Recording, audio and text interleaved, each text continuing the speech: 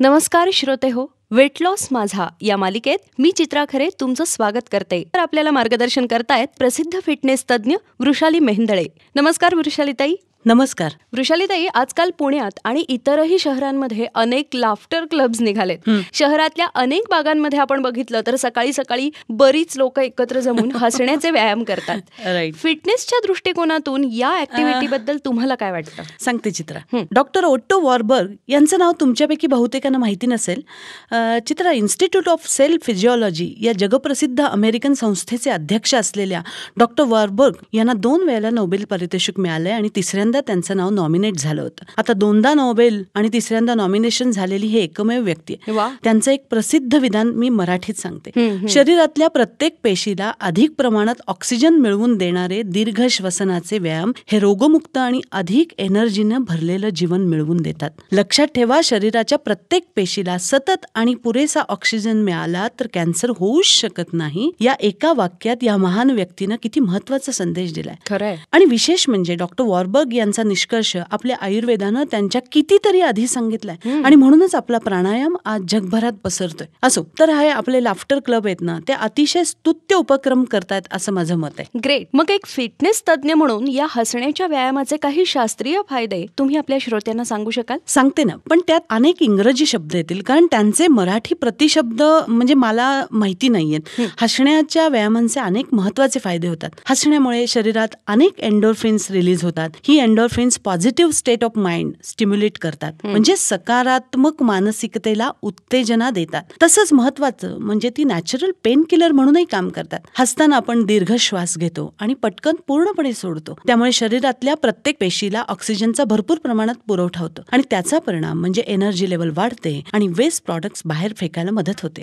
हसताना आपली छाती आणि पोटातल्या सगळ्या स्नायूंना भरपूर व्यायाम होतो. त्यामुळे लिम्फॅटिक अँड डायजेस्टिव्ह सिस्टीम मधलं रक्ताभिसरण वाढतं. हसताना सातत्यानं होणाऱ्या दीर्घ श्वसनामुळे अँटीव्हायरल आणि अँटी इन्फेक्शन म्हणून काम करणाऱ्या पेशींची संख्या वाढते. त्यामुळे सर्दी खोकल्यांसारखे आजार होत नाही. हसल्यावर प्रत्येक वेळी ब्लड प्रेशर आणि पल्स रेट कमी होतो असंही सिद्ध झालेलं आहे. आणि तुला गंमत माहितीये का, हसताना चेहऱ्यावरच्या स्नायूंनाही व्यायाम होतो. त्यामुळे स्किनचं टेक्स्चर सुधारतं आणि चेहऱ्यावर सुरकुत्या पडण्याचं प्रमाण हे प्रचंड कमी होतं.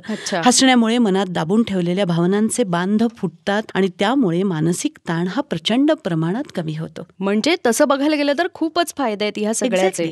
वृषालीताई, तुमच्या रोजच्या कामाच्या व्यापातून वेळ काढून या अशा विषयांवर सुद्धा तुम्ही कसा काय अभ्यास करता आणि कधी करता? अगं, माझ्या कामामुळे एकतर मला दमायला कधीच होत नाही, कारण फिटनेस ही माझी पॅशन आहे. आणि दुसरं म्हणजे मला जेव्हा वेळ मिळतो ना, तेव्हा बहुतेक वेळेला माझं याच विषयावर सतत वाचन आणि अभ्यास सुरू होतो. तुला ऐकून आश्चर्य वाटेल, पण योगा आणि लाफ्टर थेरपी या 2 विषयावर आपल्यापेक्षा कित्येक जास्त संशोधन आणि अभ्यास हा सध्या अमेरिकेमध्ये चाललाय.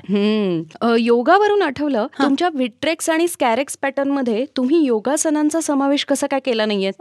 तू खूप चांगली शंका विचारलीस. या विषयावर मला ऍक्च्युली केव्हा तरी बोलायचंच होतं. शरीर आणि मन या दोन्हींच्या एकत्रित स्वास्थ्याचा समतोल विचार करणारा हा जगातला एकमेव व्यायाम प्रकार आहे आणि प्रत्येक भारतीयाला याचा अभिमान वाटलाच पाहिजे. असं असताना माझ्या दोन्ही पॅटर्न मध्ये योगासनं का नाहीत हे मी सांगते. आता योगासनांमध्ये मुख्यतः स्ट्रेचिंग आणि श्वसन या प्रकारांवर जास्त भर दिला जातो आणि योगासनांमध्ये एकेका आसनांची अनेक रिपिटेशन्स आणि सेट केले जात नाहीत, तर एक एक आसन हे अतिशय सावकाशपणे केलं जातं. दम श्वास वाढवणं किंवा कार्डिओ रेस्पिरेटरी एंड्युरन्स वाढवणं आणि फॅट लॉस होणं हा योगासना मागचा हेतू नाही. त्या उलट माझ्या विट्रेक्स पॅटर्नच मुख्यतः वेट लॉस आणि फॅट लॉस साठी आहे. त्यामुळे माझ्या पॅटर्न मध्ये स्ट्रेचिंग आणि दम श्वासाचे व्यायाम आणि फॅट लॉस करणारे माझे स्पेशालिटी एक्सरसाइज यांचे अनेक सेट आणि रिपिटेशन्स केली जातात. त्या योगासनांमुळे मसल फ्लेक्झिबिलिटी वाढते, पण त्यांच्या भोवतीचं फॅट कमी व्हायला विशेष मदत होत नाही. पण माझ्याकडे ऍडमिशन घेण्याआधी तुम्ही जर रोज योगासनं करत असाल तर तुम्हाला वेट लॉसचा रिझल्ट देणं मला खूप अवघड जातं. त्यासाठी मी तुम्हाला महिनाभर योगासनं थांबवायला लावते आणि मग नंतरच माझ्याकडे ऍडमिशन घ्या म्हणून सांगते. अच्छा. पण मग असं का बरं करता तुम्ही? याचं कारण योगासनं करणाऱ्या जाड लोकांचे मसल्स हे प्रचंड फ्लेक्झिबल असतात. त्यामुळे माझ्या व्यायामांनी त्यांच्या मसल्सवरचं फॅट हे फार फारसं कमीच होत नाही. अच्छा. पण त्यांनी महिनाभर जर योगासनं थांबवली तर त्यांचा मसल स्टिफनेस वाढतो आणि मगच त्यांचा माझ्याकडे चांगला वेट लॉस होऊ शकतो. त्यानंतर परत ते त्यांची योगासनं आरामात सुरू करू शकतात. वरवर सोप्या वाटणाऱ्या या प्रक्रियेमागे वृषालीताईंचा किती खोलवर अभ्यास आहे हे आता तुमच्या लक्षात आलंच असेल. ऍक्च्युली नुसता अभ्यास असून चालत नाही, तर माझ्याकडे येणारी प्रत्येक व्यक्ती ही माझ्यासाठी एक नवीन आव्हान असतं.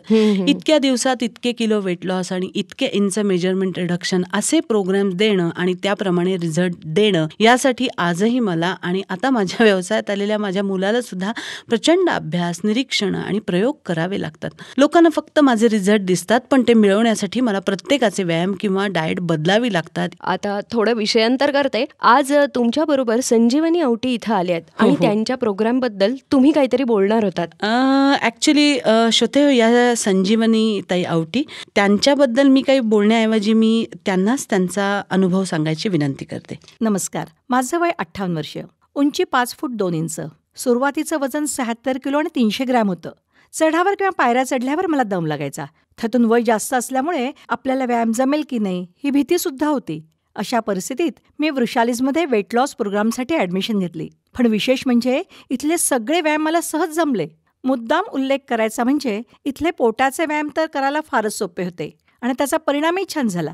शिवाय इथल्या व्यायामांमध्ये विविधता असल्यामुळे ते करताना कधी कंटाळा नाही आला. तसेच इथला स्टाफ तर तुम्ही बघितला तर शिकवण्यात आणि तुमच्याकडून करून घेण्यात ते एक्सपर्टच आहे. वृषाली मॅडमच्या वेळोवेळी होणाऱ्या मार्गदर्शनामुळे माझ्या अपेक्षेपेक्षाही चांगला रिझल्ट मला मिळाला. फक्त 39 दिवसात माझं वजन 6 किलो आणि 800 ग्रॅम वेट लॉस झाला आणि 34 इंच मेजरमेंटही कमी झाली. या एकूण 34 इंचापैकी माझी 22 इंच ही फक्त सेंट्रल बॉडीमधून म्हणजे पोट, कंबर आणि सीटामधून कमी झाली. अजून एक सांगायचं म्हणजे माझ्या आहाराच्या सवयी किती चुकीच्या होत्या आणि आदर्श आहार कसा असावा हे मला इथे आल्यावरच शिकायला मिळालं. इथले व्यायाम आणि डाएट ही सर्व वयोगटाच्या लोकांसाठी अत्यंत उपयुक्त आहेत आणि सहज करता येणारी आहेत. हे इथलं फार मोठं वैशिष्ट्य आहे. या सगळ्यांबद्दल मी वृषाली स्लिमिंग सेंटर, तिथला स्टाफ आणि मुख्य म्हणजे वृषाली मॅडमची खूप खूप आभारी आहे. धन्यवाद. संजीवनीताई, वयाच्या 58व्या वर्षी तुमच्या फिटनेसबद्दल तुम्ही जे प्रयत्न केलेत आणि त्यात यशस्वी सुद्धा झालात त्याबद्दल मी तुमचं कौतुक करते. ऍक्च्युली चित्रा, मला त्यांचं वेगळ्याच कारणासाठी कौतुक करावं असं वाटतंय. माझ्या पाहण्यातल्या 60च्या आसपास वय असलेल्या अनेक महिला आता आमचे किती दिवस राहिलेत, आता काय करायचंय नट्टापट्टा करून, किंवा आता आमची कोण फिगर पाहते, आता आमचं काही वय आहे का, अशा निराश आणि हताश मनस्थितीत असलेल्या दिसतात.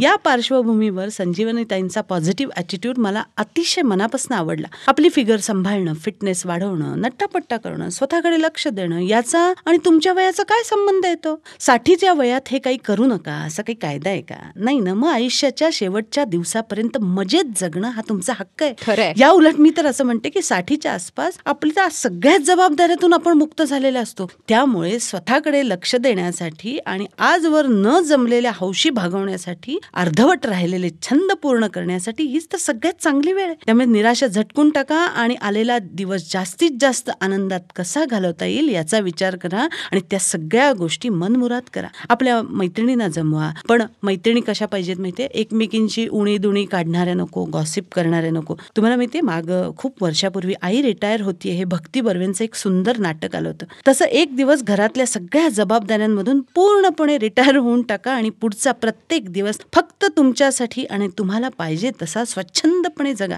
हातीपायी धडधाकट आहात तोपर्यंत नवऱ्याबरोबर किंवा मैत्रिणीबरोबर भरपूर भटकून घ्या. सुंदर सुंदर ठिकाणं बघून घ्या. तिथल्या संस्मरणीय आठवणींमध्ये तुमचे पुढचे अनेक दिवस मजेत जातील.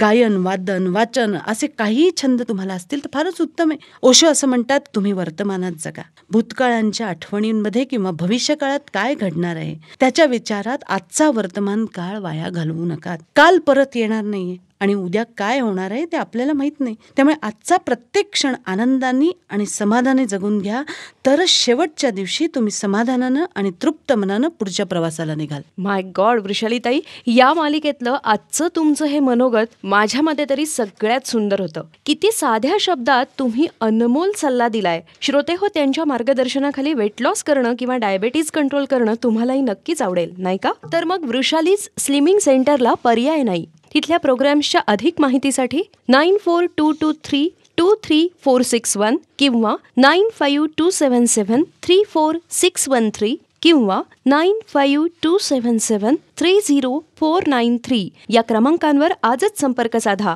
तसंच त्यांच्या www.वृषालीस्लिमिंग.com या वेबसाईटला भेट द्या. तोपर्यंत फिट रहा, खुश